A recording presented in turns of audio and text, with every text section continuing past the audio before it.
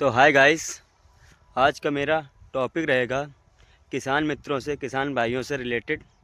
तो गाइस, मैं आ चुका हूँ खेतों पर और ये फसल है गेहूं की, और ये बहुत ही अच्छी फसल है। चारों तरफ से गेहूं ही गेहूं है।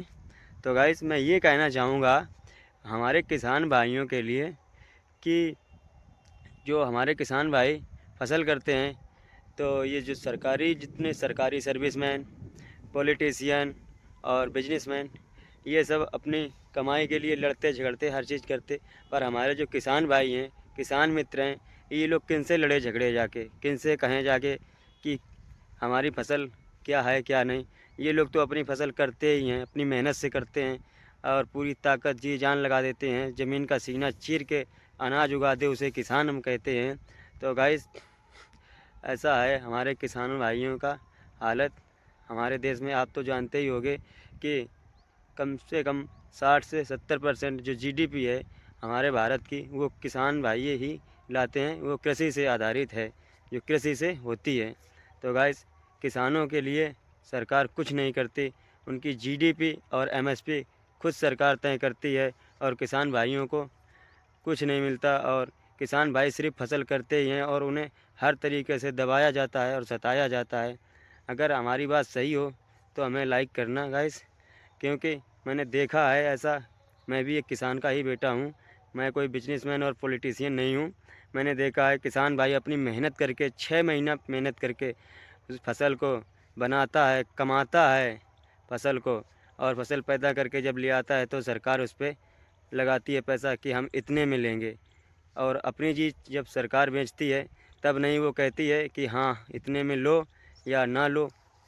तब वो एक अपना एमआरपी रेट अलग तय करती है, खाद हो या जिंक हो या कुछ भी हो। तो ऐसा कुछ हाल है हमारे भारत देश का, जो कि यहाँ की जीडीपी, भारत की जीडीपी जो है वो 70% कृषि पे आधारित है, आधे से ज़्यादा। तो हमारे किसान भाइयों को हर तरीके से दबाया जा रहा है। तो किसान भाइयों, एक एकता करें और अपना माल स्वयं एक एमएसपी पर बेचें और एक खुद रेट तय करें कि हाँ मुझे इतने पे बेचना है। और गाइस, ऐसी ही कुछ बातें हैं। ओला पड़ जाए या रात में 2 बजे पानी लगाना हो तो हमारे किसान भाई ही ये काम कर सकते हैं और आते हैं। एक बार अगर ओला पड़ जाए, सारी फसल, पकी हुई फसल पे अगर ओला पड़ जाए तो पकी हुई फसल चली जाती है। किसान भाई अपना दिल पे पत्थर रख के सोचता है क्या ही करें, अब ईश्वर ने दिया और ईश्वर ने छीन लिया तो क्या कर सकते हैं। अगर कोई बिजनेसमैन हो या कोई सरकारी सर्विसमैन हो, तो अगर उसकी फसल चली जाए, मतलब सॉरी, अगर उसका कुछ हो जाए, उसका पैसा ना मिले, तो वो तांडव मचा देता है। हमारे किसान भाई क्या करें।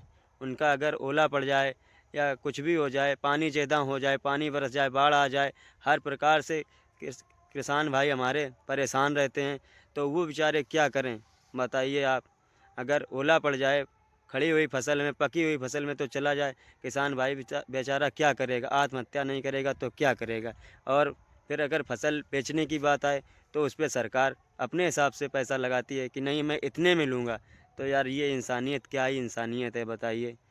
हमारे देश के जितने भी किसान भाई हैं अपना सब कुछ जी जान लगा देते हैं कृषि को पैदा करने में, फसल को पैदा करने में। इतनी सर्दी में कोई भी पॉलिटिशियन, कोई भी बिजनेसमैन नहीं जाएगा रात में 2 बजे पानी लगाने के लिए।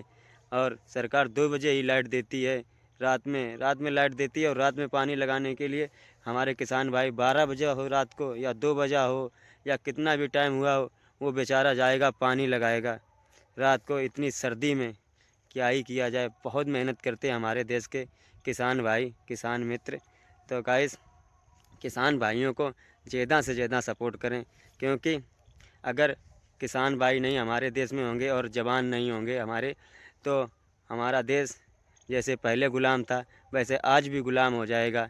अंग्रेज़ों ने यूं ही नहीं ग़ुलाम बनाया हमारे देश को, कुछ हमारे देश के भी गद्दार मिले थे उनके साथ में, तभी उन्होंने इतने वर्ष तक ग़ुलाम हम लोगों को बना के रखा। और गाइस, कुछ कहना चाहूँगा कि ग़ुलामी की जंजीरों में जकड़े हुए ग़ुलामी की जंजीरों में जकड़े हुए अंग्रेज़ हमको यही सिखा गए कि अगर एक रहोगे तो कभी नहीं पकड़े जाओगे, और अगर बिखरे रहोगे तो कभी आज़ाद नहीं हो पाओगे।